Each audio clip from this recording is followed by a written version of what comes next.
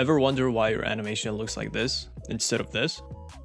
70% of the time, an animation looks bad mechanically because of something that I like to call spacing, or framing, or timing. In simple terms, it's the distance between the key poses and keyframes in both the timeline and on the stage. The spacing in the timeline determines the timing of how soon or late your drawings will shift on stage, and the spacing on stage determine how big the gaps are going to be between your drawings themselves. It affects how you sense the animation visually while it's playing. And it's not just the gap between the poses, but it's what poses you choose in those certain frames that will determine how well your animation looks. To show you how important spacings are, here's an example of an animation done with good framing. Now here is the same example with terrible spacings on the timeline. Notice how there is an irregular shift in the speed.